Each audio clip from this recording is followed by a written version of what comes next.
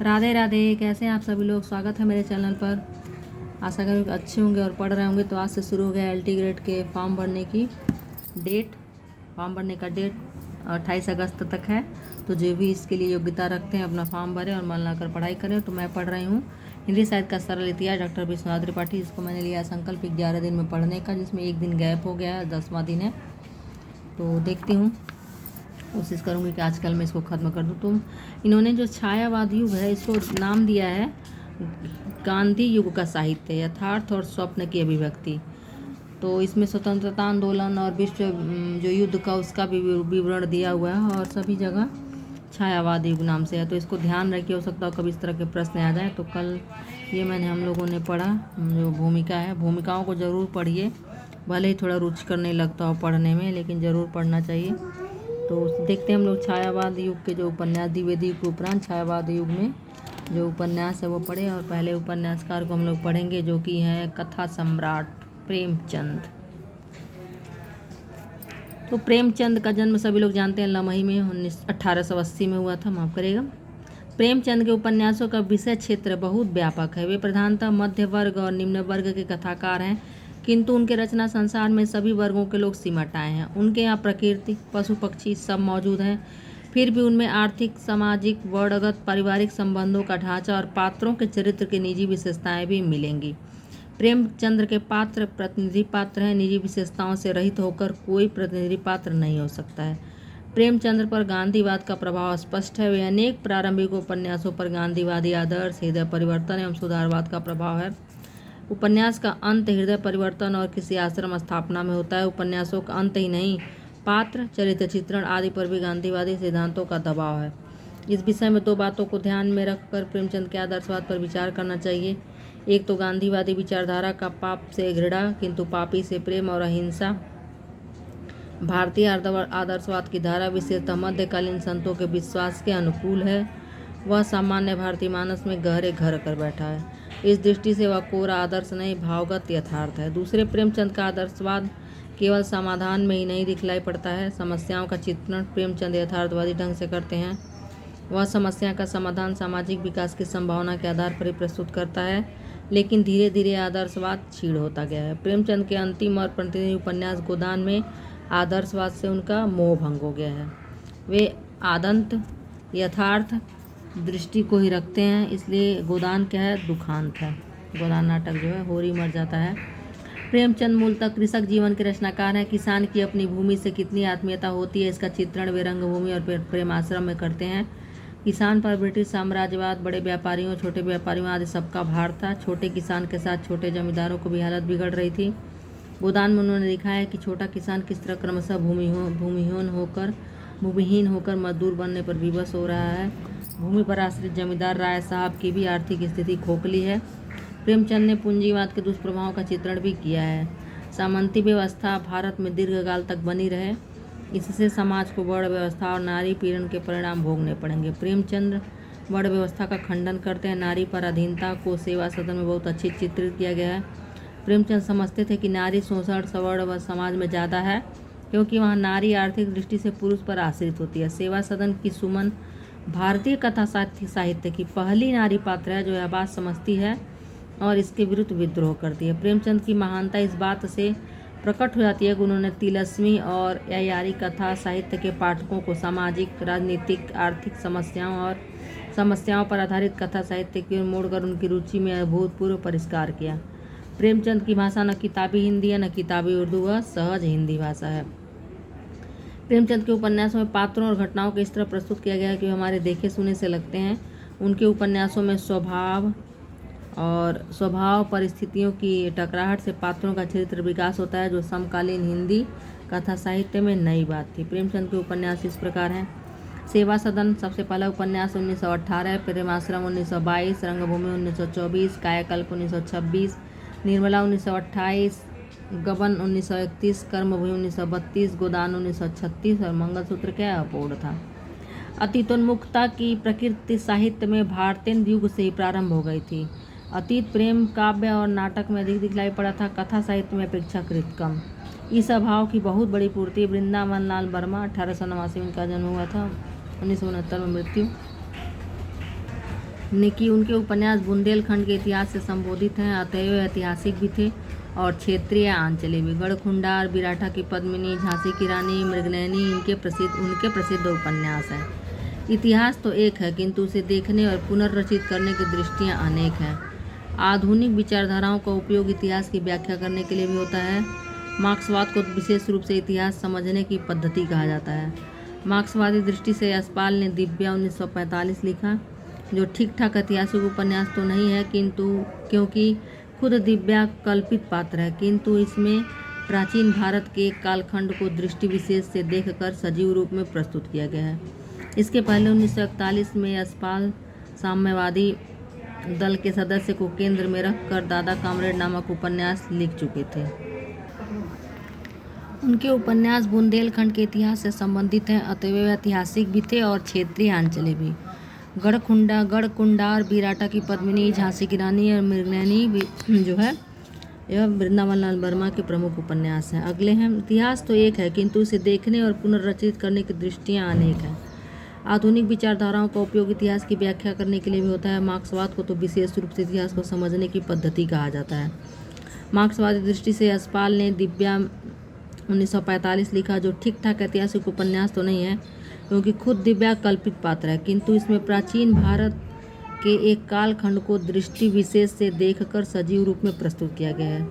इसके पहले 1941 में यशपाल साम्यवादी दल के सदस्य को केंद्र में रखकर दादा कामरेड नामक उपन्यास लिख चुके थे। राहुल सांकृत्यायन ने 1893 ने इसे दृष्टि से प्राचीन गणतंत्रों के जीवन को आधार बनाकर कुछ ऐतिहासिक उपन्यास लिखे, जैसे सिंह सेनापति 1942 और जय योद्धा 1944। स्वतंत्रता के ठीक एक वर्ष पहले 1946 में पंडित हजारी प्रसाद द्विवेदी का उपन्यास बाणभट्ट की आत्मकथा प्रकाशित हुआ। इस उपन्यास में ऐतिहासिकता को सुरक्षित रखते हुए आधुनिक विचारों को समा दिया गया है। बाणभट्ट की आत्मकथा में हर्षकालीन उत्तर भारत का सांस्कृतिक जीवन अत्यंत सजीव तौर पर चित्रित हुआ है। उसी सांस्कृतिक जीवन में सामाजिक विषमता और व्यक्ति की निजी पीड़ा को अनुभव, संवेदनशीलता एवं कौशल के साथ गूंथ दिया गया है। यह उपन्यास सांस्कृतिक भी है, ऐतिहासिक भी, सामाजिक भी और दारुण निजी व्यथा की मार्मिकता को उभारने वाला भी।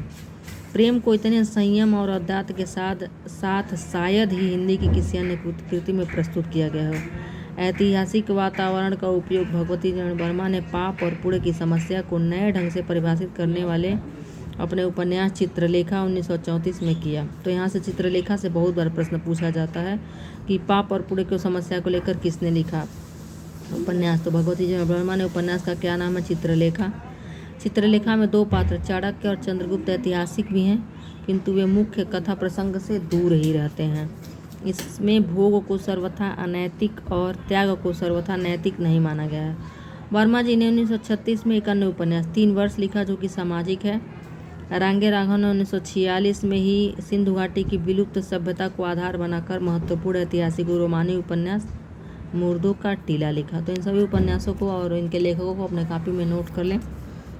प्रेमचंद का प्रभाव हिंदी उपन्यास साहित्य पर 2 तरह से पड़ा। एक तो उनकी तरह उपन्यास लिखने वाले कथाकार सामने आए, जैसे विश्वम्बर नाथ शर्मा, कौशिक, प्रताप नारायण श्रीवास्तव, जिनके क्रमशः माँ और शर्मा का है माँ और प्रताप नारायण श्रीवास्तव का विदा उपन्यास प्रसिद्ध हैं। श्री जयशंकर प्रसाद ने तितली नामक उपन्यास में ग्रामीण जीवन के संघर्ष का चित्रण किया है। निराला ने कई प्रकार के उपन्यास लिखे। प्रभावती ऐतिहासिक उपन्यास है। अलका सामाजिक। तो विल्ले सुलभक्रिया व्यंग्यपरक, जिसकी अंतर्धारा करुणा की है। सामान्य समझे जाने वाले किंतु अपनी निष्ठा में विशिष्ट समकालीन व्यक्तियों के जीवन पर निराला ने ऐसी रचनाएं प्रस्तुत की जो औपन्यासिक जीवनी है, जैसे कुल्ली भाट और चतुरी चमार। दूसरी बात यह है कि प्रेमचंद से भिन्न प्रकार के उपन्यासों को लिखने का प्रचलन हुआ, जिनमें सामाजिक समस्याएं नहीं बल्कि निजी या वैचारिक समस्याओं को केंद्र में रखकर कथानक बुना जाता था। ऐसे उपन्यासकारों में जैनेन्द्र का नाम सर्वाधिक महत्वपूर्ण है, जिन्होंने सुनीता 1935 और त्यागपत्र 1936 जैसे उपन्यास लिखे। इसमें विशिष्ट स्थितियों के कारण विचित्र या विशिष्ट चरित्रों को केंद्र में रखकर कथानक रचा गया है। जैनेन्द्र कुमार के इन उपन्यासों में सामाजिक, पारिवारिक और यौन समस्याओं को गुम्फित कर दिया गया है। निसंदेह ऐसे जटिल चरित्रों की सृष्टि हिंदी उपन्यास में पहली बार हुई। समाज की विकृतियों को सामने लाकर उनका भंडाफोड़ करने और समाज को अधिक मानवीय एवं क्षमाशील बनाने के उद्देश्य से जयशंकर प्रसाद ने कंकाल 1930 लिखा, जिसमें कुछ लोगों ने प्रकृति यथार्थवादी उपन्यास कहा। समाज के पाखंडपूर्ण कुत्सित पक्षों का उद्घाटन और चित्रण करने में सिद्धहस्त पांडे बेचन शर्मा उग्र ने इसी उद्देश्य से दिल्ली का दलाल, मनुष्यानंद, सरकार तुम्हारी आंखों में तथा बुधवा की बेटी लिखा। हिंदी उपन्यासों पर फ्रायड के मनोविश्लेषणवादी विचारों का प्रभाव पड़ा। इलाचंद जोशी और अज्ञे के उपन्यासों पर मनोविश्लेषणवाद के प्रभाव को पूर्णतः स्वीकार नहीं किया जा सकता। वैसे भी रचना में कोई बात पूरी तरह घटित नहीं होता। जोशी पर फ्रायड, एडलर तथा युंग तीनों का प्रभाव है, यद्यपि वे एडलर के सिद्धांत से अधिक प्रभावित ज्ञात होते हैं। जोशी जी मनोविश्लेषण शास्त्र से प्रभावित होते हुए भी अपने उपन्यासों में सामाजिक विषमता को नजरअंदाज नहीं करते। इलाचंद जोशी के उल्लेखनीय उपन्यास सन्यासी 1941 और पर्दे की रानी 1941 है। अज्ञे के प्रसिद्ध उपन्यास शेखर एक जीवनी का प्रथम भाग 1941 में और दूसरा भाग 1944 में प्रकाशित हुआ। शेखर आतंकवाद की छाया में लिखा हुआ एक ऐसा उपन्यास है जिस पर मनोविश्लेषण शास्त्र के प्रभाव के साथ समाज के परिप्रेक्ष्य में व्यक्ति और उसके विचारों को देखा गया है। शेखर एक जीवनी व्यक्ति की निजता को सुरक्षित बनाए रखने का प्रतिपादक उपन्यास है। इसका नायक केवल अपना प्रतिनिधित्व करता है, उसकी चेष्टाएं भी काफ़ी असामान्य हैं। कुल मिलाकर यह उपन्यास भी नैतिकता के एक नए और बहुत कुछ निजी या समाज निरपेक्ष मानदंड की मांग करता है। उपेंद्रनाथ अस्क के उपन्यास गिरती दीवारें 1947 में सामाजिक विषय वस्तु को व्यक्तिपरक दृष्टि से चित्रित किया गया है। इस उपन्यास के प्रमुख पात्र चेतन में समझ है, किंतु विचारों के अनुसार चलने का साहस नहीं। इस मध्यवर्गीय द्वंद्व को रेखांकित करने से उपन्यास विश्वसनीय हो गया है। इस काल में साहित्यिक हास्य और व्यंग्य की छटा अमृता नागर के उपन्यासों नवाबी मसनद और सेठ बाकेबल में मिलती है। वस्तुतः हिंदी से भी बाबू पूजन सहाय ने देहाती दुनिया उपन्यास लिखा, जो वस्तुतः आंचलिक उपन्यासों का अग्रदूत है। तो देहाती दुनिया के आंचलिक उपन्यासों का अग्रदूत है। अब क्या है, कहानी कौन सी लिखी गई। अब देखते हैं कहानी को। तो इस युग की कहानियां हैं।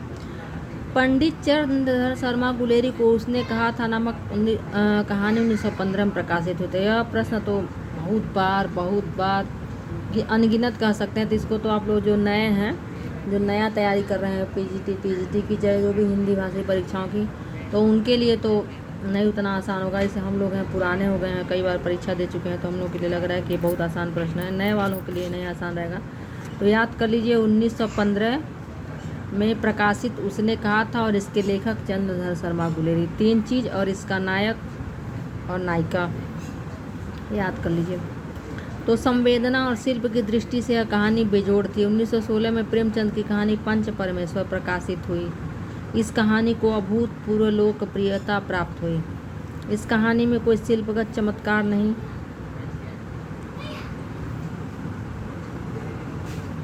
इसमें ग्रामीण जीवन, किसानों की सहृदयता, उनके काइयेपन का चित्रण और उनके आदर्श की स्थापना है। यह आदर्श गांधीवाद से जुड़ा है। पूरी कहानी में हमारे परिचित जीवन की आत्मीयता स्थापित है। कथा कहने का ढंग बिल्कुल सहज है। प्रेमचंद की कहानियाँ बहुत सहज ढंग से शुरू होती हैं। वे अपने उठान में पंचतंत्र या जातकों की याद दिला देती हैं। प्रेमचंद की कहानियों का संसार बहुत व्यापक एवं विविधतापूर्ण है। वह अपने काल के उत्तर भारत का शब्द रूप है। प्रेमचंद की दृष्टि निसंदेह एवं प्रगतिशील है, किंतु वे अपनी कहानियों को जनमानस द्वारा अंगीकृत भी बना सकते हैं। उनकी निजी रचनात्मक सफलता है। उनकी कहानियों पर लोक वार्ताओं का प्रभाव है, जैसे सारंगा, सदावृक्ष, आत्माराम, दामुल का कैदी आदि। दामुल का कैदी में तो कथानक गढ़ने में पुनर्जन्म का सहारा भी लिया गया है। कहानी की विधा जो यूरोप से आई थी, प्रेमचंद के हाथों ठेठ भारतीय बन गई। उन्होंने विधा में भारतीय जीवन, उसका परस्पर विरोधी समकालीन यथार्थ एवं आदर्श और विकास सब भुला मिला दिया गया है। प्रेमचंद की कहानियाँ स्वाधीनता संग्राम के आदर्श से ओतप्रोत हैं। उनके पात्रों और घटनाओं पर उस युग की समग्र चेतना का दबाव है। प्रेमचंद की बहुसंख्य कहानियों में आदर्शवाद पाया जाता है। उनका कथानक बोध के आधार पर विकसित होता है। उनके पात्रों में जो अंतर्द्वंद दिखाई पड़ता है वह स्थितियों के अनुरोध से। आदर्शवाद उस युग के व्यवहार में भी दिखलाई पड़ता है। हजारों लाखों लोग सत्याग्रह करते थे, जेल जाते थे, खद्दर पहनते थे, लोग सरकारी नौकरी से इस्तीफा भी दे देते थे। अतः हृदय परिवर्तन उस युग के व्यवहार में यथार्थ बन गया था। नमक का दरोगा, इस्तीफा, मैकू परीक्षा आदि कहानियाँ इस तरह की हैं। प्रेमचंद की संवेदना व्यापक एवं गंभीर थी। व्यापकता का लक्षण यह है कि उन्होंने समाज की सभी श्रेणियों के पात्र अपनी कहानियों के लिए चुने। गंभीरता का लक्षण यह है कि उन्होंने कभी कहानी के अंत पर पहुंचने की अधीरता नहीं होती। प्रेमचंद की कहानियों में नारी विविध रूपों में आती है। इस दृष्टि से उनकी बूढ़ी का की कहानी अनुपम है, जो असहाय और हास्यास्पद है। उनकी मानसिकता को समझना महान रचनाकारों के ही बस की बात होती है। प्रेमचंद की कहानियों को पढ़ने वाला जानता है कि उनकी कहानियों में बच्चों को कितना स्थान मिला है, वे बच्चों की मानसिकता को कितना समझते हैं। ईदगाह और रामलीला कहानियाँ बाल मनोविज्ञान की उत्कृष्ट कहानियाँ हैं। बूढ़ी काकी में उपेक्षिता बूढ़ी काकी की खोज खबर अंततः छोटी बच्ची ही लेती है, बूढ़े और बच्चे ही नहीं। पशु पक्षियों को भी प्रेमचंद्र की कहानियों में अद्भुत आत्मीयता दी गई है। दो बैलों की कथा के हीरा मोती, पूस की रात का झबरा कुत्ता, आत्माराम का तोता हिंदी पाठकों के हृदय में घर कर गए हैं। दो बैलों की कथा तो पराधीनता के विरुद्ध संघर्ष की प्रतीकात्मकता कहानी ही है।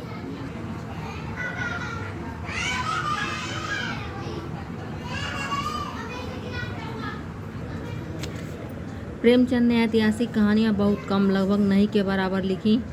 ऐतिहासिक वातावरण को लेकर लिखी जाने वाली उनकी प्रसिद्ध कहानी शतरंज के खिलाड़ी हैं, जो सामंती विलासिता और उद्देश्यहीन जीवन की रचना है। यह कहानी रक्त की शुद्धता के सामंती अहंकार पर भी चोट करता है। प्रेमचंद हिंदी के महान व्यंग्यकार भी हैं। वे असंगत स्थितियों को भी कुछ सहज तौर पर एक दूसरे के सामने रख देते हैं और व्यंग्य उत्पन्न होता है। डॉक्टर रामविलास शर्मा उन्हें कबीर के बाद हिंदी का सबसे बड़ा व्यंग्यकार माना है। उन्होंने कुछ कहानियों में व्यंग्यपूर्ण रेखाचित्र भी खींचे हैं, जो व्यंग्य के उत्कृष्ट उदाहरण तो नहीं है, लेकिन भरपूर चोट करते हैं, जैसे मोटेराम शास्त्री। कथा साहित्य में आधुनिकता एक बहुत बड़ा लक्षण है। अलौकिक शक्तियों, रूढ़ियों, मिथकों को अलग रखकर बोध के आधार पर प्रबंधत्व का गठन। प्रेमचंद की कुछ कहानियाँ, विशेष रूप से उनकी अंतिम कहानियों में से एक कफन 1930 ऐसी कहानी है जो अत्यंत यथार्थ का बोध का आधार नहीं छोड़ती। उसमें स्थितियों की संगठना करने में निर्भयता बरती गई है। ऊपर से देखने पर घीसू और माधो कोप के भाजन बनते हैं, किंतु वे अमानवीय स्वार्थी हैं। इसी भ्रम में कुछ लोगों ने उन्हें एब्सर्ड पात्र भी कहा है, लेकिन वे स्वयं पाश्विक स्थितियों में पड़े हैं। पाश्विक स्थितियों के झेलने वाले से समाज मानवीय व्यवहार की आशा करता है। यह कफन की सबसे बड़ी विडंबना है। इसी प्रकार की कहानी पूस की रात भी है। प्रेमचंद की कहानियों को निम्नलिखित श्रेणियों में बांट सकते हैं। लोक वार्ताओं का आश्रय लेकर चलने वाली कहानियाँ, सारंगा, सदावृक्ष, ऐतिहासिक कहानियाँ, दिल की रानी, शतरंज के खिलाड़ी, हृदय परिवर्तन या आदर्श पर आधारित कहानियाँ, मैकू, नमक का दरोगा, इस्तीफा आदि, प्रतीकात्मक कहानियाँ, दो बैलों की कथा, व्यंग्यपरक कहानियाँ, मोटेराम शास्त्री, मोटर के छींटे, पूर्णतः यथार्थ पर कहानियाँ, कफन और पूस की रात, यह यथार्थ पर आधारित कहानियाँ। एब्सर्ड क्या है? पात्र की अवधारणा पर यूरोपीय नाट्य विधा थिएटर ऑफ द एब्सर्ड से ली गई है। थिएटर ऑफ द एब्सर्ड इस संसार को निस्सार, निरर्थक मानता है और सामाजिक व्यवस्था को महज एक भ्रम। इसके विचार से जीवन अर्थहीन होकर रह गया और इस निज संसार में मनुष्य बस एक बेढंगा मोहरा बनकर रह गया है। तो घीसू और माधव को भी संसार से कोई मतलब नहीं रहता है, बस पीने से मतलब रखते हैं। तो प्रेमचंद के समकालीन प्रसिद्ध छायावादी कवि जयशंकर प्रसाद ने रोमानी, सामाजिक और चरित्र प्रधान कहानियाँ लिखी हैं। पुरस्कार, आकाशदीप, मधुआ और गुंडा उनकी प्रसिद्ध कहानियाँ हैं। आकाशदीप रोमानी ऐतिहासिक कहानी है। मधुआ प्रेमचंद की और गुंडा उग्र की कहानियों से मिलती जुलती हैं। मन की गहरी पर्दों को खोलने का उद्देश्य लेकर चलने वाली कहानियों की शुरुआत वस्तुतः हिंदी में प्रसाद की कहानियों से ही होती है। राय कृष्णदास की कहानी अंतःपुर का आरंभ जयशंकर प्रसाद के प्रभाव में लिखी गई कहानी प्रतीत होती है। प्रेमचंद के समकालीन कहानीकारों में विश्वंभरनाथ शर्मा, कौशिक और सुदर्शन सामाजिक एवं पारिवारिक विषयों पर कहानियाँ लिखते थे। विश्वंभरनाथ शर्मा, कौशिक की कहानी ताई और सुदर्शन की हार की जीत बहुत प्रसिद्ध हुई। ये आदर्शवादी ढर्रे की ही कहानियाँ हैं। प्रेमचंद के बाद उनके ढर्रे की कहानियाँ अधिकांशतः प्रगतिशील कहानीकारों में नहीं लिखी, जिनमें यशपाल, राहुल, अस्क, अमृत राय पहाड़ी आदि उल्लेखनीय हैं। यशपाल प्रेमचंद्रोत्तर हिंदी कहानीकारों में प्रमुख हैं। उनकी पहली कहानी मकरील जो 1934 में छपी थी। उनके कहानी संग्रह पिंजरे की उड़ान 1939 की है। यशपाल मूलतः मार्क्सवादी विचारों के रचनाकार हैं, किंतु उनकी कुछ कहानियाँ यौन भावना पर आधारित हैं। सामाजिक पिछड़ेपन को चाहे वह धार्मिक हो या राजनीतिक वे निर्भयता से उद्घाटित करते हैं, इसलिए उनकी कहानियों में व्यंग का स्वर आता है। राहुल सांकृत्यायन ने सतमी के बच्चे 1935 के अलावा वोल्गा से गंगा 1942 लिखी, जो इतिहास के विभिन्न युगों को चित्रित करने वाली कहानियों का संग्रह है। इसमें पूरा मानव इतिहास आंखों के सामने आ जाता है। डॉक्टर भगवत शरण उपाध्याय का कहानी संग्रह सबेरा भी इसी प्रकार का है। अस्क उर्दू से हिंदी में आया उनका पहला कहानी संग्रह जुदाई की शाम का गीत 1933 में छपा था और दूसरा डाची 1937 में। अमृत राय पहाड़ी, श्यामू सन्यासी, भैरव प्रसाद गुप्त आदि ने इसी समय में लिखना शुरू किया और स्वतंत्रता के बाद भी लिखते रहे। पांडे बचन शर्मा उग्र समाज के उपेक्षित और प्रायः निम्न वर्ग के पात्रों का चित्रण करते हैं। उग्र व्यंग के माध्यम से सामाजिक भ्रष्टाचार के अनेक रूपों को उभारते हैं, लेकिन कुल मिलाकर उनके व्यंग में करुणा अंतर्निहित होती है। निसंदेह अपने परिवेश की गहरी पहचान उग्र की कहानियों में मिलती है। जैनेन्द्र अज्ञे और इलाचंद्र जोशी की कहानी उस धारा का प्रतिनिधित्व करती हैं जो सामाजिक यथार्थ का चित्रण करने वाली धारा के समानांतर बह रही थी। इन पर फ्रायड के चेतन अचेतन का प्रभाव दिखाई पड़ता है। इन कहानीकारों के यहाँ सामाजिक विषमता के प्रति आक्रोश का अभाव नहीं है। जैनेन्द्र की कहानी एक रात असामान्य काम भावना की कहानी है। जैनेन्द्र का पहला कहानी संग्रह फांसी 1929 में प्रकाशित हुआ। जैनेन्द्र किसी स्थिति को सहज तौर पर नहीं प्रस्तुत करते, उनमें दार्शनिकता का पुट अवश्य होता है। आज्ञा ने आतंकवादी पात्रों के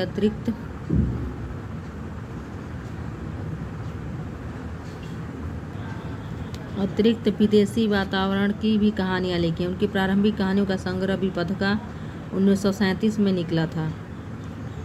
वे वातावरण और नारी पात्रों की मानव स्थिति को परस्पर भुला देने में सिद्धहस्त हैं। इलाचंद्र जोशी के प्रारंभिक कहानियों में सामाजिक यथार्थ को प्रकट करने का आग्रह मिलता है, किंतु 1935-36 तक उन पर फ्रायड के मनोविश्लेषण का गहरा असर पड़ गया।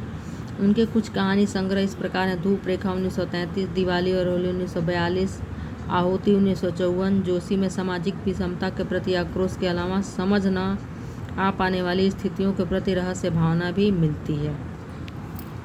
अब क्या है नाटक, जो इस काल को कोई प्रेमचंद युग भी कहता है। गांधी युग का साहित्य यथार्थ और स्वप्न की विभक्ति।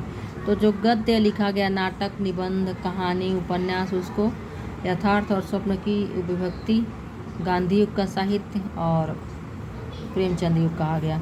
लेकिन कविता को छायावादी युग ही नाम दिया गया। छायावाद भी चल ही रहा था। फिर देखिए नाटक क्या क्या लिखा गया है।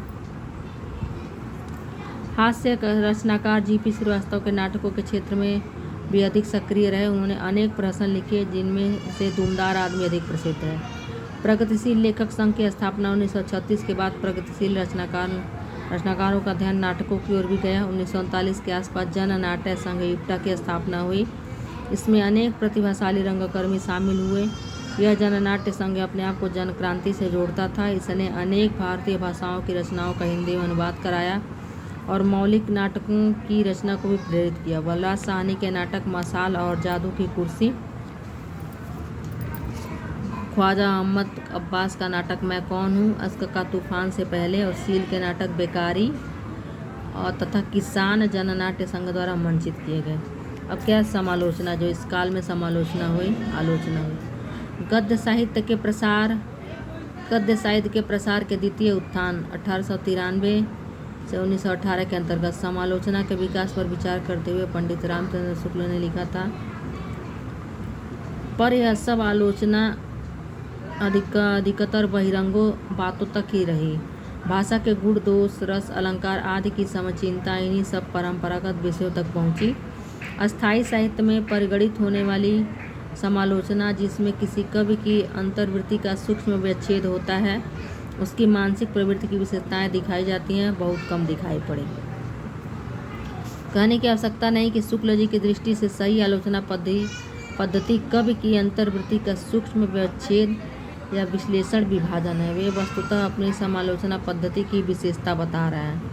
समालोचक कवि की मानसिक प्रवृत्तियों का विश्लेषण करने वाली सामाजिक चेतना तथा बाह्य परिस्थितियों के साथ साथ रचनाकार के मनोजगत की परीक्षा भी करता चलेगा और यह देखेगा कि यह सब उसकी रचना पर कहाँ और कैसे दिखाई पड़ता है। तो इस युग के प्रथम आलोचक हैं आचार्य रामचंद्र शुक्ल। इनका जन्म 1884 में हुआ था, मृत्यु 1941 में।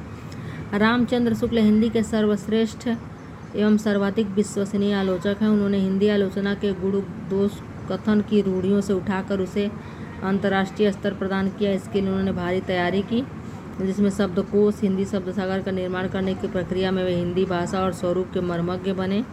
उसकी भूमिका लिखने की प्रक्रिया में उन्होंने हिंदी साहित्य का प्रथम वैज्ञानिक इतिहास 1929 लिखा। विदित है कि हिंदी साहित्य का इतिहास मूलतः हिंदी शब्द सागर की भूमिका के रूप में लिखा गया था। मनोविकार संबंधी निबंध लेखन मानव मन के जानने की प्रक्रिया है, जिनसे रामचंद्र शुक्ल ने कवि की मानसिक प्रवृत्ति का विश्लेषण किया। मनोविकारों के अध्ययन के ही आधार पर उन्होंने भारतीय और पाश्चात्य काव्यशास्त्र पर विचार किया। अपने पर्यवेक्षण और अध्ययन के निष्कर्षों पर उन्हें बहुत भरोसा रहता था। प्राचीन या नवीन किसी से भी अभिभूत होना उनके स्वभाव में नहीं था। शुक्ल जी के चिंतन को प्रभावित करने में जर्मनी के प्राणीशास्त्री हेकल की एक पुस्तक का भी हाथ मालूम पड़ता है। शुक्ल जी ने इसका अनुवाद विश्व प्रपंच नाम से किया है। यह आदि भौतिक विचारों का प्रतिपादक ग्रंथ है। शुक्ल जी ने इस अनुवाद के लिए लगभग 150 पृष्ठों की लंबी भूमिका भी लिखी।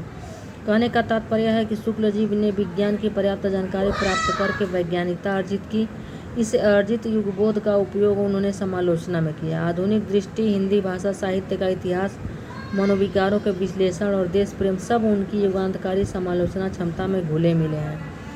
शुक्ल जी ने हिंदी समालोचना में प्रमुखतः 2 काम किए। एक, प्राचीन काव्यशास्त्र की पुनर्व्याख्या करके उसे फिर से रचनात्मकता के लिए संदर्भवान बनाया। दूसरा, जिस तरह उन्होंने काव्यशास्त्र को वर्तमान बोध एवं सहृदयता के लिए संदर्भवान बनाया, उसी प्रकार प्राचीन साहित्य को वर्तमान बोध एवं सहृदयता के लिए। जिस अर्थ विस्तार को आलोचना का वास्तविक कार्य कहा जाता है, वह शुक्ल जी ने अनेक कवियों को विशेषतः जयसी, तुलसी और सूरदास की समीक्षा के माध्यम से किया गया। वे विश्लेषण विवेचन के उपरांत विवेच्य की रचनाकार उस विशेषता को ढूंढ लेते हैं। शुक्ल जी ने हिंदी समालोचना में प्रमुखतः 2 काम किए। एक, प्राचीन काव्यशास्त्र की पुनर्व्याख्या करके उसे फिर से रचनात्मकता के लिए संदर्भवान बनाया। दूसरा, जिस तरह उन्होंने काव्यशास्त्र को वर्तमान बोध एवं सहृदयता के लिए संदर्भवान बनाया, उसी प्रकार प्राचीन साहित्य को वर्तमान बोध एवं सहृदयता के लिए। जिस अर्थ विस्तार को आलोचना का वास्तविक कार्य कहा जाता है, वह शुक्ल जी ने अनेक कवियों विशेषतः जयसी, तुलसी और सूरदास की समीक्षा के माध्यम से किया। वे विश्लेषण विवेचन के उपरांत विवेच्य रचनाकार की उस विशेषता को ढूंढ लेते हैं जो अन्य से उसे अलग या विशिष्ट बनाती है। उन्होंने तुलसी को लोक मंगल का, सूर को जीवन उत्सव का, जयसी को प्रेम की पीर का कवि कहा। तुलसी और सूर पहले से ही लोकप्रिय थे। शुक्ल जी ने उनके काव्योत्कर्ष को परीक्षित और प्रमाणित किया। दूसरे, अपनी व्यवहारिक आलोचना की प्रक्रिया में उन्होंने अनेक आलोचना संबंधी अवधारणात्मक पदों को नई अर्थवत्ता से युक्त किया तथा अनेक अवधारणात्मक पदों का निर्माण किया। रस, आनंद, करुणा जैसे शब्दों में उन्होंने नई अर्थवत्ता भरी। लोक मंगल, कर्म सौंदर्य, गल्प प्रबंध, प्रसंग गर्भत्व, शील दशा जैसे पदों का निर्माण किया। इंद्रिय बोध, संवेदन, विचार, वासना,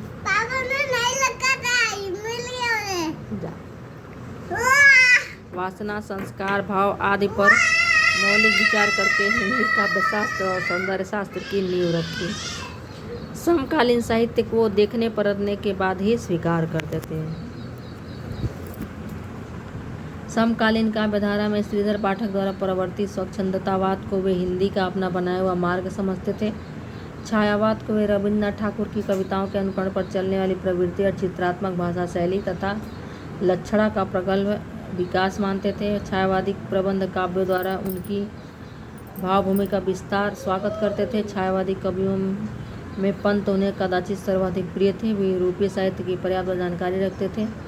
अपने लेखन में उन्होंने समकालीन विदेशी साहित्य पर निहायत आत्मविश्वासपरक एवं विश्वसनीय टिप्पणी की है।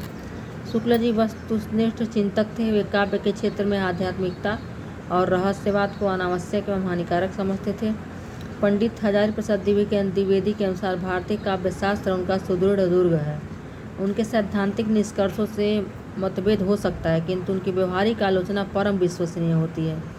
काव्य में उनके आदर्श रचनाकार वाल्मीकि और तुलसी हैं। कहीं कहीं सामाजिक मर्यादा प्रियता उनके काव्यालोचन में भी बाधक हुई। इसी के चलते वे कबीर के काव्य उत्कर्ष को पूरी पहचान नहीं कर पाए। शुक्ल जी के सभी निबंध चिंतामणि नाम से 3 भागों में संकलित हैं। तो शुक्ल जी से संबंधित आप वीडियो में जो भी आपको इम्पोर्टेंट लगेगा आप नोट कर लीजिएगा, क्योंकि जब तक अपने हाथ से अपनी हैंड राइटिंग में अपनी कॉपी में नोट नहीं करेंगे कोई भी प्रश्न याद नहीं होगा, कोई आपको पढ़ा नहीं सकता है।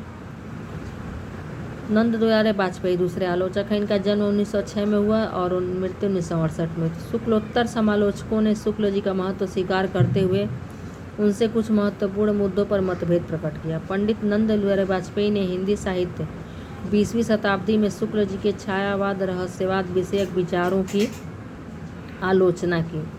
वाजपेयी जी के अनुसार स्थूल व्यवहारवाद को निस्सीम बतलाकर और रहस्यवाद की कनकौवे से तुलना कर विद्वान शुक्ल जी ने नवीन कविता के साथ अन्याय किया है।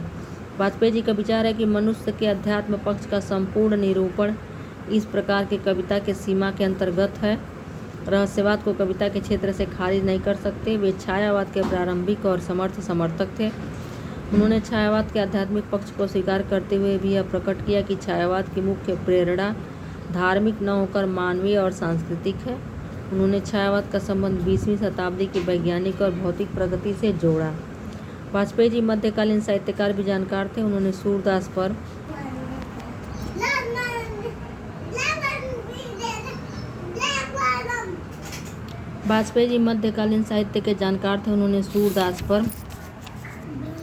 भी पुस्तक लिखी है। यद्यपि उनका आलोचनात्मक योगदान आधुनिक काल की समीक्षा में है।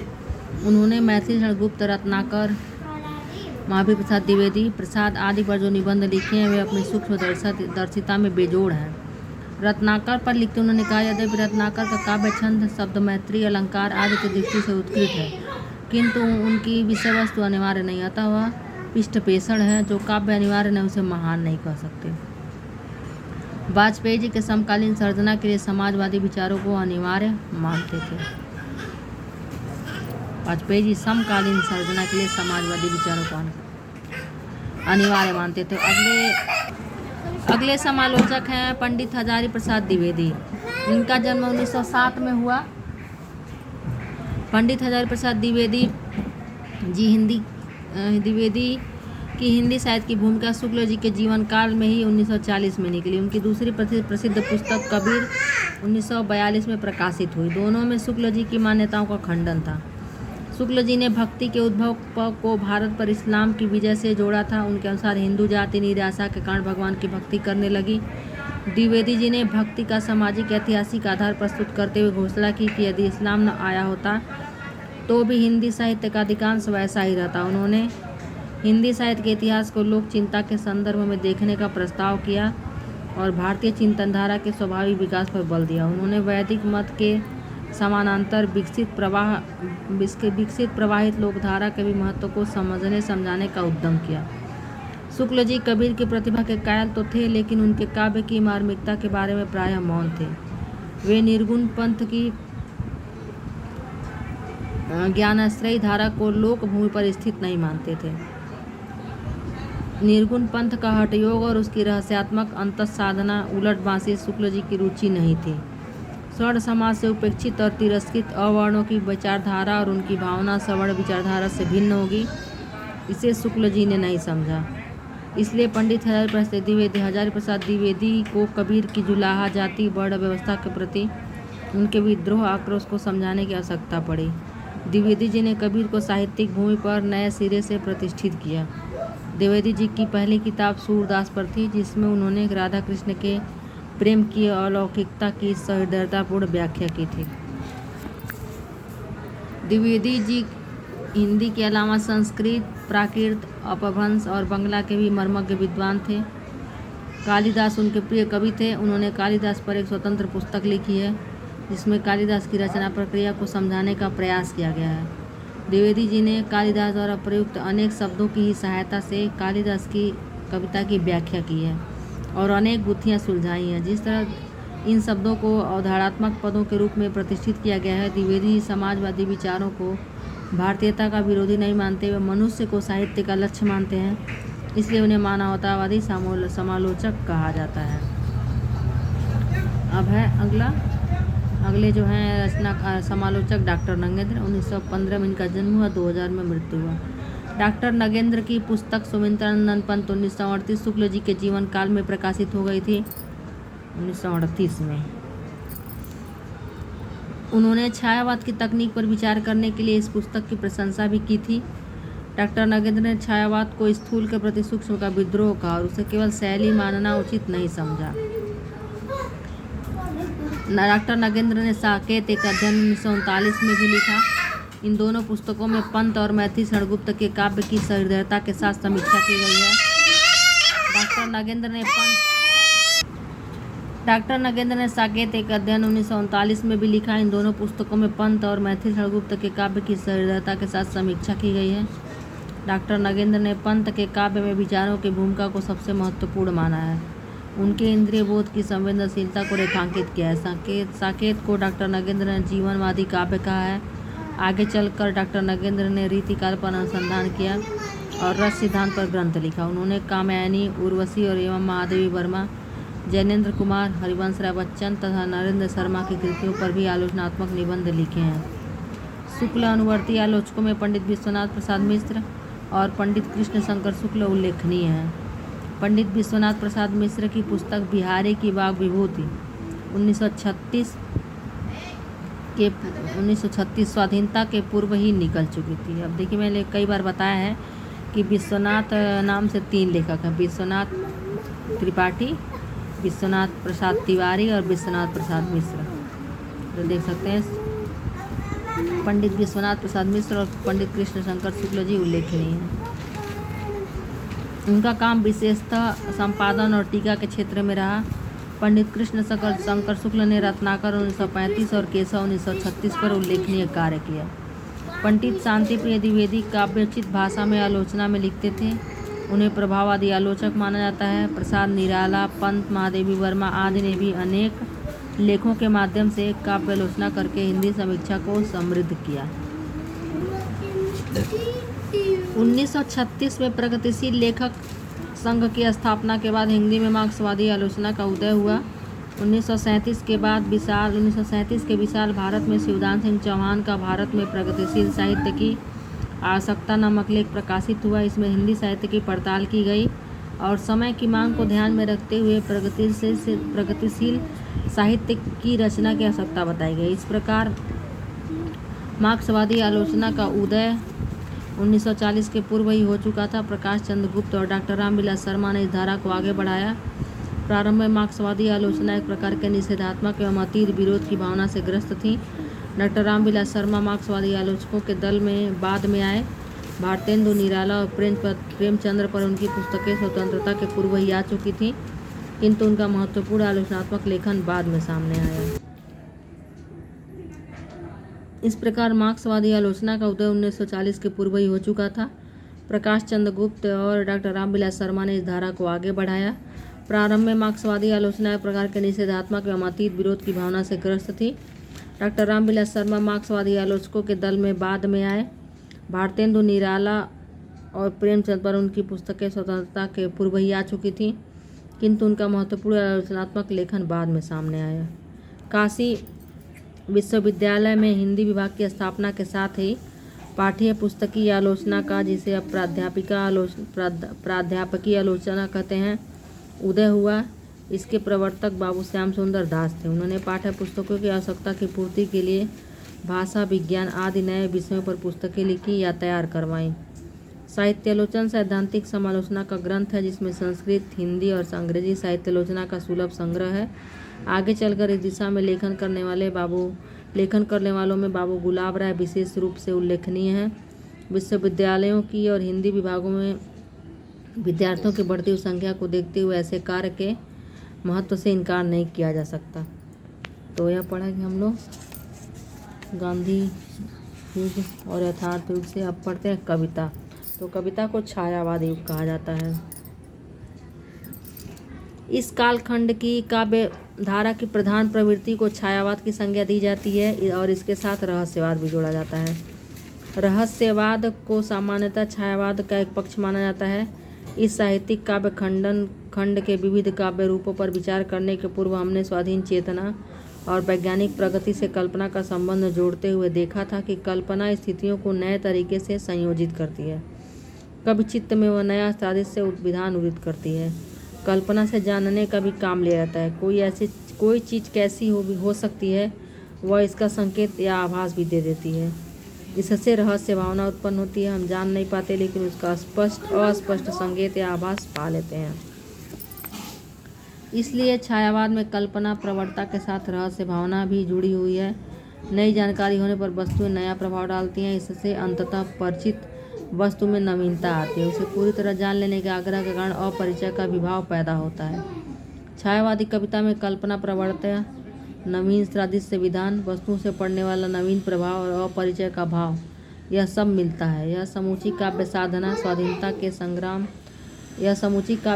स्वाधीनता संग्राम के युग की है। अतएव स्वाधीनता संग्राम के केंद्रीय भाव से जुड़कर ही सारी काव्य साधना फलीभूत होती है। इसलिए छायावाद अपनी सारी कल्पना प्रवणता और रहस्य भावना के साथ शक्ति, जागरण और लोक मंगल का काव्य है, जिसमें व्यक्तिगत पीड़ा, दुख और अवसाद भी समाविष्ट है।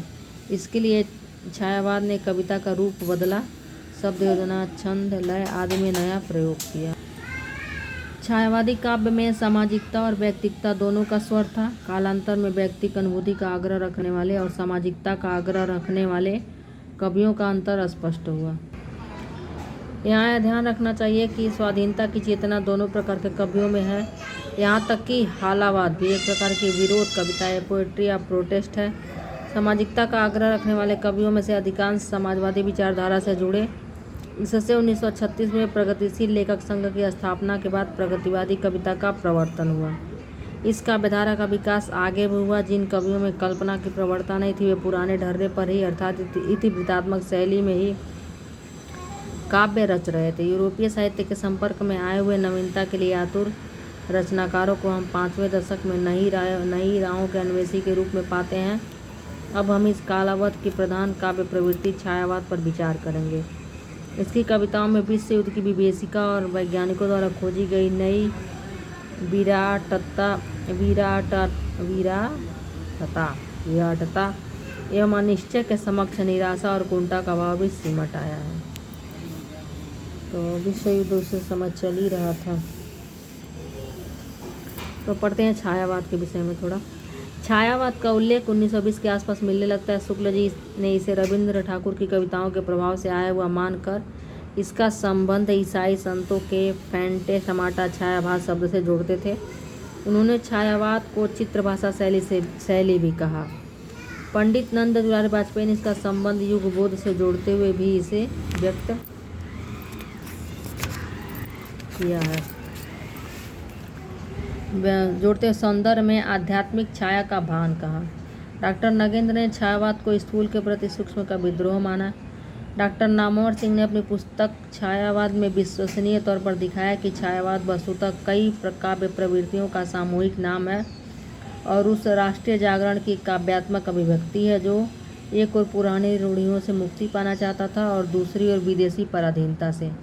छायावाद काव्य की प्रवृत्तियाँ। तो छायावाद की काव्य की प्रवृत्तियाँ हम लोग देखते हैं। व्यक्तिकता, जिज्ञासा, प्रकृति, नारी और राष्ट्रीय स्वाधीनता एवं शक्ति का काव्य। कला पक्ष में क्या है तो देखते हैं। छायावादी काव्य ने निर्वैयक्तिकता का आवरण उतार फेंकाया। छायावादी कवि निजी ढंग से बातें करता है, पाठक का आत्मीय बनकर। वह साहसपूर्वक काव्य में व्यक्त अनुभूतियों को अपनी अनुभूतियाँ कहकर प्रस्तुत करता है। इस कविता में मैं, मेरा उसी प्रकार फिर सुनाई पड़ने लगा जिस प्रकार भक्ति काल में सुनाई पड़ा। निराला ने लिखा, मैंने मैं शैली अपनाई या देखा मुझे उस दृष्टि से। पंत ने लिखा, बालिका मेरी मनोरम मित्र थी। इस प्रकार अन्य कवियों ने भी अपने आप को व्यक्त किया। वस्तुतः छायावाद की स्वच्छंदता का संबंध व्यक्तिवाद से था। इस युग में आत्मकथा लिखने की प्रथा का प्रचलन हुआ। आत्मकथा में भी तो अपनी बात खुलकर कहने के साहस की आवश्यकता पड़ती है। कहने का तात्पर्य है कि छायावादी कवि अपनी व्यक्तिगत और निजी अनुभूतियों को अपनी अनुभूति कहकर प्रस्तुत करता है। उसके काव्य में व्यक्तिकता का स्वर होता है। लक्ष्य जिज्ञासा। छायावादी कवि प्रश्नाकुल है। वह जीवन जगत के रहस्यों को जान लेना चाहता है। प्रातःकालीन चिड़ियों का स्वर तो पहले के कवियों ने भी सुना था, नदी को किसने नहीं देखा था, पेड़ पौधों का झूमना सबने देखा था, लेकिन छायावादी कवियों ने इन सब को कुछ ऐसे देखा कि उन्हें कुछ और जानने की तीव्र इच्छा हुई। प्रथम रश्मि का आना रंगड़ी तूने कैसे पहचाना, पंत जी का है। किस अनंत की नीला अंचल हिला हिला कर तुम आती सजी मंडला कर निराला जी। त्रिण विरुद्ध लहलय हो रहे किसके रच से सिके हुए प्रसाद।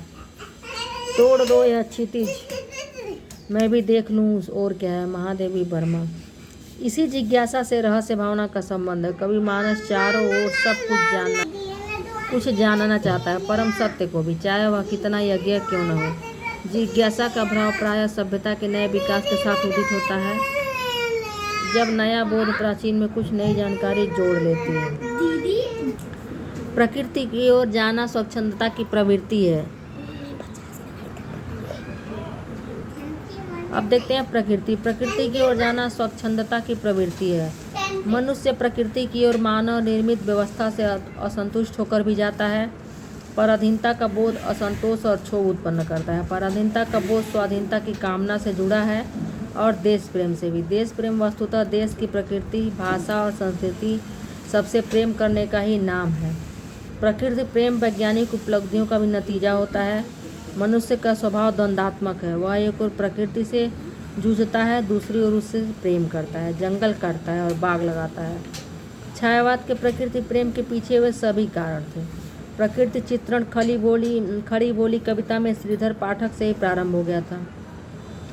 छायावादी कवियों ने प्रकृति का आलम्बन चित्रण तो किया ही, उसे अपने मनोजगत के प्रतीक रूपों में देखा, उससे अपूर्व तादाद में स्थापित किया। निराला ने बादल को विप्लव का वीर कहा तो प्रसाद ने देश को अरुण मधुमेह कहा। महादेवी ने रजनी का रूपक अभिसारिका के रूप में बांधा। पंत का प्रकृति वर्णन छायावादी कवियों में विशिष्ट है, क्योंकि उन्होंने प्रकृति का चित्रण सर्वाधिक सहज रूप में किया है। प्रकृति की विविधता का चित्रण पंत ने अपूर्व इंद्रिय बोध के आधार पर किया है। उन्होंने प्रकृति का पल पल परिवर्तित हो रहे प्रकृति वेश देखा और चित्रित किया है। अगली क्या है, छायावाद की नारी। छायावादी कवि नारी को दो रूपों में देखता है। एक तो उसका दैहिक रूप है, जो अनादिकाल से पुरुष को आकृष्ट करता रहा है। इस रूप में छायावाद ने नारी को स्वप्निल और दैवी बना दिया है, जो पूरी तरह पहचान में नहीं आ रही है। नारी का दूसरा रूप लौकिक है, जिसे छायावाद बंधन मुक्त करना चाहता है। निसंदेह छायावाद ने नारी को मानवीय सहृदयता के साथ अंकित किया है। पंत की प्रसिद्ध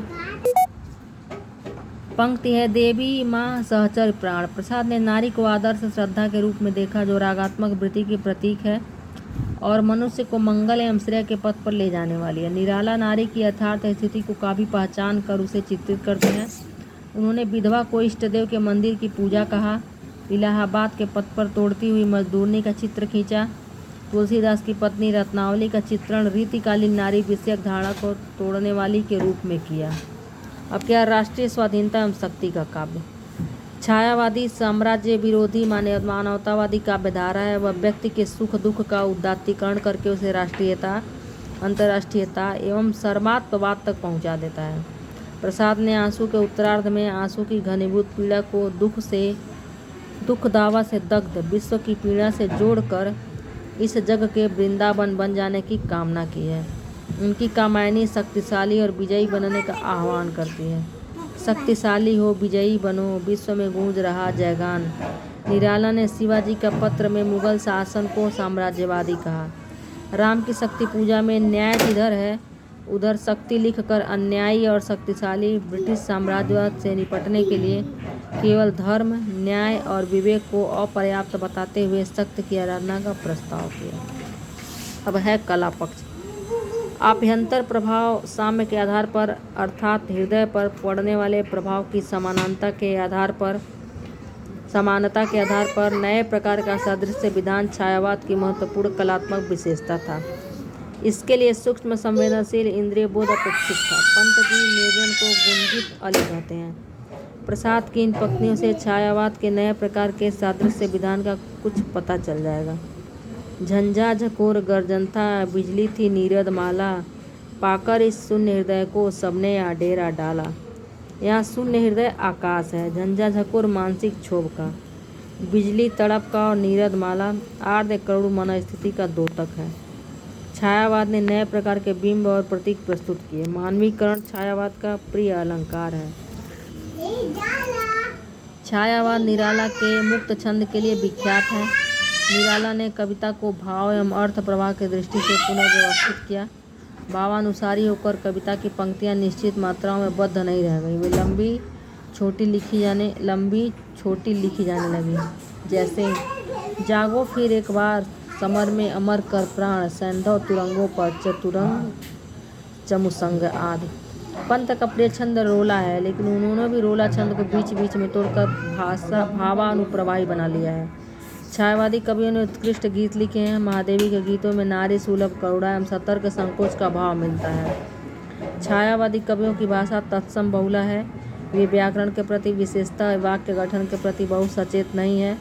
शब्दों की नाद व्यंजना पर काफ़ी भरोसा करते हैं। छायावादी के प्रमुख कवियों प्रसाद, निराला, पंत और महादेवी वर्मा का संक्षिप्त परिचय निम्नलिखित है।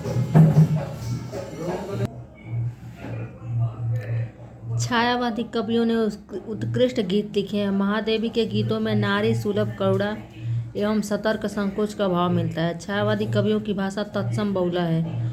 वे व्याकरण के प्रति विशेषता वाक्य गठन के प्रति बहुत सचेत नहीं है। शब्दों की नाद व्यंजना पर काफ़ी भरोसा करते हैं। छायावाद के प्रमुख कवियों प्रसाद, निराला, पंत और महादेवी वर्मा का संक्षिप्त परिचय निम्नलिखित है। जयशंकर प्रसाद 1889 से 1937। जयशंकर प्रसाद का जन्म काशी के प्रतिष्ठित व्यापारी परिवार में हुआ। इन्होंने प्रारंभिक काव्य रचना ब्रजभाषा में की। मूलतः मादकता और आनंद के कवि हैं। इनकी प्रारंभिक कविताओं में संकोच का भाव है। बाद में वे अपने मन के गहरे विषाद को इन्होंने आंसू में लोक मंगल की भावना से जोड़ा है। जयशंकर प्रसाद टीस कचोट और जगत की नश्वरता के समक्ष मानव जीवन की नगण्यता के बोध के कवि हैं। कभी कभी उनमें सूफी कवियों जैसी उत्कृष्ट वेदना का भाव पाया जाता है। जयशंकर प्रसाद दार्शनिक कवि हैं। उन्होंने अपने इतिहास और दर्शन के ज्ञान को कामायनी में प्रबंध योजना से समन्वित करके अभिव्यक्त किया है। कामायनी मानव के बाह्य और आंतरिक विकास का कथा काव्य है, जो अंत में शैव आनंदवादी दर्शन में समाधान ढूंढता है। यद्यपि इस विशद कृति पर अनेक आधुनिक विचारों का भी प्रभाव है। इनकी प्रसिद्ध काव्य कृतियाँ हैं कानन कुसुम 1912, प्रेम पथिक 1913, महाराणा का महत्व 1914, चित्राधार 1918, आंसू 1926, झरना 1927, लहर 1935 और कामायनी 1937। अगले लेखक हैं सूर्यकांत त्रिपाठी निराला। इनका जन्म हुआ 1899। सूर्यकांत त्रिपाठी निराला का जन्म महिषादल राज्य बंगाल में हुआ। उनका गांव पैंसवाड़ा अवध उन्नाव जिले के अंतर्गत पड़ता है।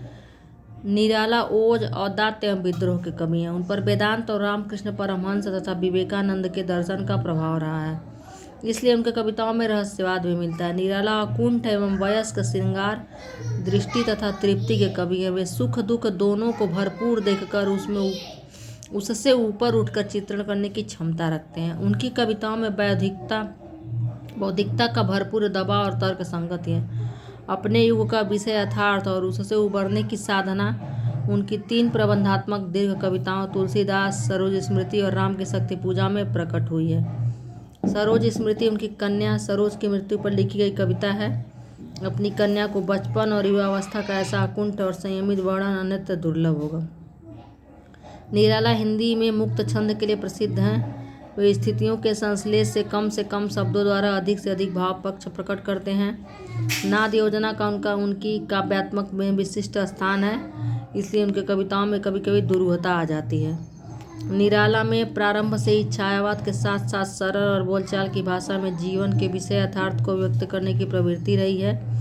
यह महत्व निराला को ही प्राप्त है। नई हिंदी कविता की सभी प्रवृत्तियों का कवि अपना संबंध उनसे जोड़ने में गौरव का अनुभव करते हैं। उनकी प्रसिद्ध काव्य कृतियाँ अनामिका 1923, परिमल 1930, गीतिका 1936, अपरा, उकुरमुत्ता, अड़िमा, बेला, नए पत्ते और भी हैं। संक्षिप्त परिचय देते हैं ना। अगले हैं सुमित्रानंद पंत। इनका जन्म 1900 में हुआ। सुमित्रानंद पंत का जन्म अल्मोड़ा जिले के कौसानी नामक मनोरम स्थान पर हुआ। उनकी कविता में प्रकृति को विशेष महत्व प्राप्त है। पंत जी प्रधानतः संवेदनशील इंद्रिय बोध के कवि हैं। छायावादी कवियों में सबसे सहज अतः तत्काल स्वीकार्य और लोकप्रिय होने वाले कवि पंत थे।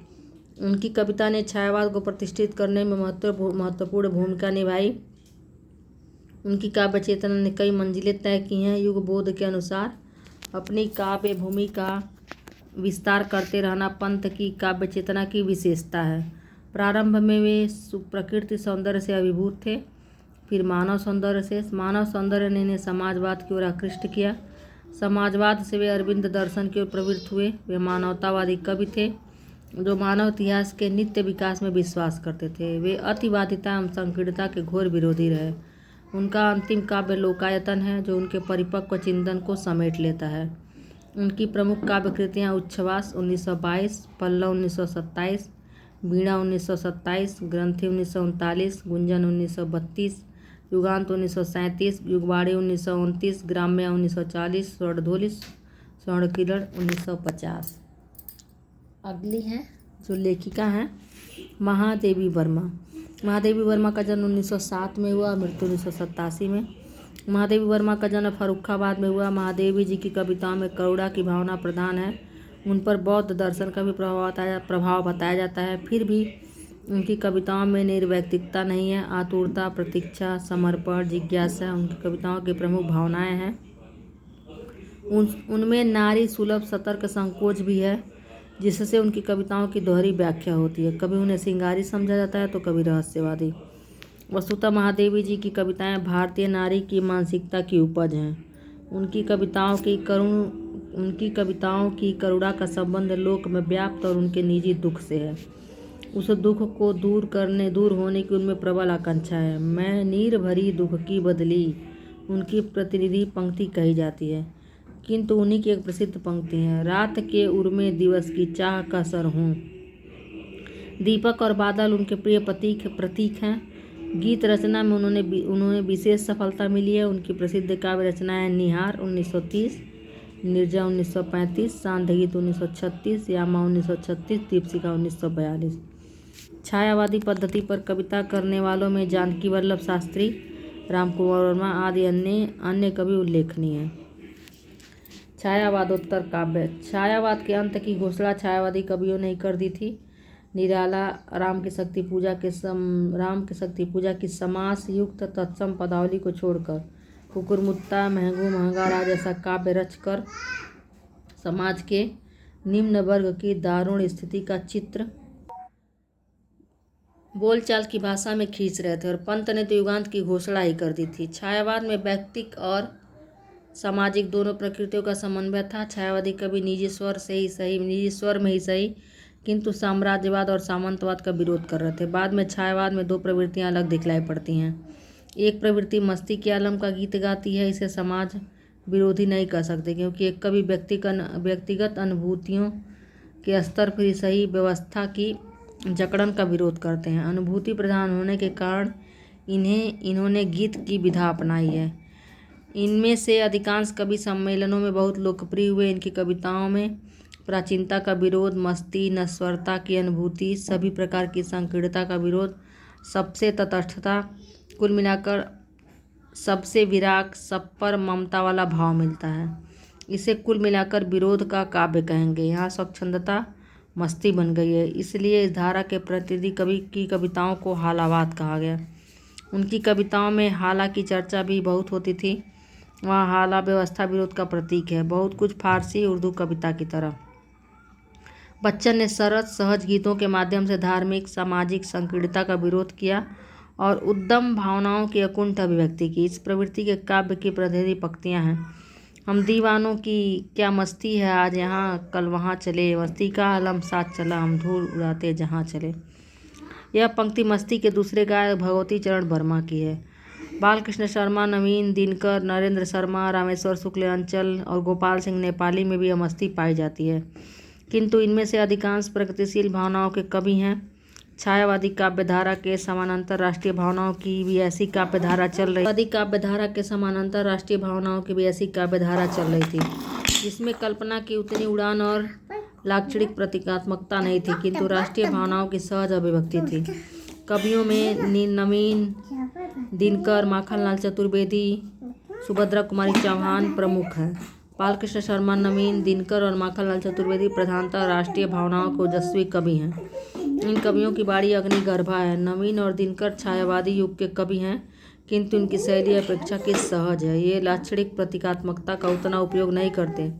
नवीन स्वयं स्वतंत्रता सेनानी थे। उन्होंने स्वाधीनता आंदोलन की विविध मनोस्थितियों पर उद्बोधपरक और मार्मिक कविताएं लिखी हैं। आज खड़क की धार, कुंठिता और कभी कुछ ऐसी तान सुना उनकी प्रसिद्ध कविताएं हैं। स्वतंत्र भारत में उनका प्रबंध काव्य उर्मिला छपा। रामधारी सिंह दिनकर 1908-1974। रामधारी सिंह दिनकर ओजस्वी और राष्ट्रीय भावनाओं के कवि के रूप में विख्यात है। रेणुका, हुंकार आदि उनके प्रसिद्ध काव्य संग्रह हैं। हिमालय पर लिखी गई उनकी कविता अत्यंत प्रसिद्ध हुई। स्वतंत्र भारत में भी वे काव्य रचना में रत रहे। दिनकर में साम्राज्यवाद और सामंतवाद की अमानवीयता के विरुद्ध घोर असंतोष और क्षोभ की भावना थी। वे अहिंसा को सर्वत्र उचित नहीं मानते। वे एक प्रकार से अधर्य के कवि हैं। स्वतंत्र भारत में अनेक प्रसिद्ध रचनाएं छपी, जिनमें कुरुक्षेत्र, परशुराम की प्रतीक्षा, उर्वशी प्रसिद्ध है। उर्वशी पर ज्ञानपीठ भी मिला है। कुरुक्षेत्र में युद्ध पर विचार किया गया। स्पष्टतः यह रचना अद्वितीय विश्व युद्ध की विभीषिका से प्रेरित है। उर्वशी नर नारी के सनातन यौन संबंधों को मनोविज्ञान की दृष्टि से देखने वाला श्रृंगारी काव्य है। इसमें ऐतिहासिक दृष्टिकोण भी अपनाया गया है। अगले कवि है राष्ट्रीय धारा के माखनलाल चतुर्वेदी। इनका जन्म 1889 में और मृत्यु 1968 में हुआ। माखनलाल चतुर्वेदी राष्ट्रीय भावनाओं के ओजस्वी कवि हैं। उन्होंने एक भारतीय आत्मा उपनाम से ओजपूर्ण राष्ट्रीय कविताएं लिखी, किंतु वे राष्ट्रीय कविताओं में भावनाओं को कभी कभी इतने सूक्ष्म सादृश्य विधान के आधार पर प्रकट करते हैं कि कविताएं दुरूह हो जाती हैं और रहस्यमय हो उठती हैं। इन शैली को वे विशिष्ट और अकेले कवि हैं। उन्होंने सहज ढंग से अत्यंत मार्मिक राष्ट्रीय कविताएं भी लिखी हैं। पुष्प की अभिलाषा ऐसी अत्यंत लोकप्रिय एवं प्रेरक कविता है। अगले हैं नरेंद्र शर्मा। इनका जन्म 1913 में हुआ, मृत्यु 1989 में। नरेंद्र शर्मा ने अनेक उत्कृष्ट कविताएं लिखी हैं। वे जीवन की जटिल स्थितियों को सरल छंदोबद्ध पंक्तियों में प्रस्तुत करने की क्षमता रखते हैं। प्रकृति चित्रण में वे पंत के अनुगामी हैं। नरेंद्र शर्मा स्वाधीनता आंदोलन के सिलसिले में जेल गए। बाद में समाजवादी विचारधारा और प्रगतिशील काव्यधारा से घनिष्ठ रूप से जुड़ गए। पंत के साथ उन्होंने रूपाभ पत्रिका का संपादन भी किया। बाद में वे फिल्मों के लिए गीत लिखने लगे। वहाँ भी उनकी प्रतिभा धूमिल नहीं पड़ी। पलाश वन, प्रवासी के गीत उनके प्रसिद्ध काव्य संकलन हैं। सुभद्रा कुमारी चौहान के राष्ट्रीय और ओजस्वी कविताएं अत्यंत लोकप्रिय हुई। विशेषतः झांसी की रानी पर लिखा गया उनका वीर काव्य वैलेट ऐसी प्रसिद्धि शायद ही किसी अन्य कविता को मिली है। सोहनलाल द्विवेदी ने भी राष्ट्रीय भावनाओं से ओतप्रोत कविताओं की रचना की। तो यह थी राष्ट्रीय छायावादी धारा कहिए, यथार्थवादी धारा कहिए, गांधीवादी युग। हम लोग पढ़ रहे थे गांधी युग का साहित्य, यथार्थ और स्वप्न के विभक्ति 1920 से 1947 तक, जब तक देश आज़ाद हुआ। और कहाँ तक पढ़े हम लोग? अब नरेंद्र शर्मा और राष्ट्रीय काव्य धारा के कवि थे जब देश आज़ाद हुआ 1947 तक। इसके बाद आता है प्रगतिशील काव्य और प्रयोगवाद, तो उसको पढ़ेंगे अगले वीडियो में। तब तक के लिए आप लोग पढ़ते रहिए, खुश रहिए, वीडियो को पूरा देखिए और प्लीज़ अच्छा लगे तो लाइक और एक कमेंट तो कर ही सकते हैं। इससे मुझे थोड़ा अच्छा लगेगा, मुझे भी। अगर आपको अच्छा लगता है तो प्लीज़ ज़रूर लाइक और कमेंट करें और वीडियो को पूरा देखें। तब मिलते हैं अगले वीडियो में। धन्यवाद।